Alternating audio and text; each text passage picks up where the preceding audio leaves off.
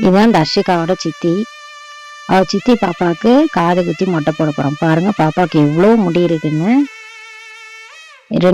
ரெண்டு பாப்பாக்குமே மொட்டை போட்டுட்டு சின்ன பாப்பாவுக்கு மட்டும் காது குத்த போகிறோம். அதுக்கு இப்போ நாங்கள் தட்டை எடுத்து கொண்டு வரோம்.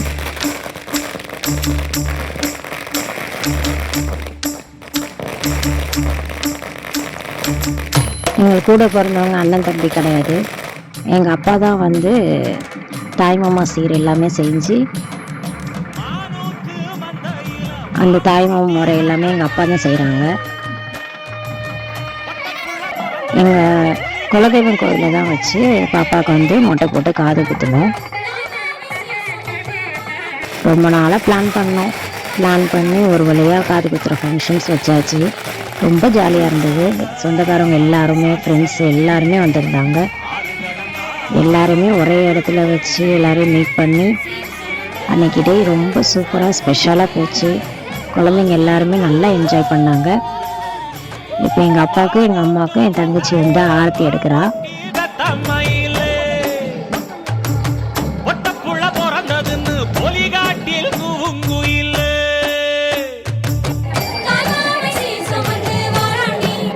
இப்போ பாப்பாவுக்கு வந்து நம்ம காது குத்த போகிறோங்கிறது தெரியல. ஜாலியாக உட்காந்துருக்காங்க.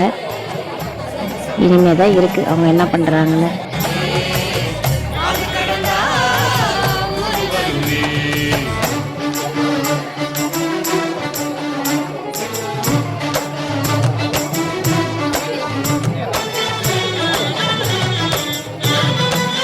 ஃபஸ்ட்டு மார்க் பண்ணிக்கிறாங்க. அந்த காது குத்துற இடத்துல மார்க் பண்ணிவிட்டு இப்போ தான் காது குத்த போகிறாங்க.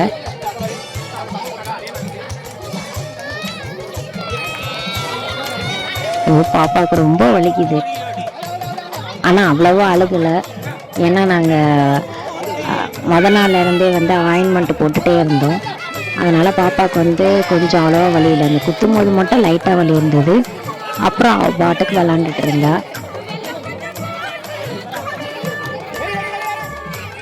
அப்புறம் காது குத்தும் போதுமே அவங்களுமே எடுத்துகிட்டு வந்திருந்தாங்க மருந்து மாதிரி, அதில் அப்ளை பண்ணியிருந்தாங்க. அதனால் பாப்பாவுக்கு வந்து காட்ஸ் கிஃப்ட்டு ரொம்ப வந்து வலி தெரியல.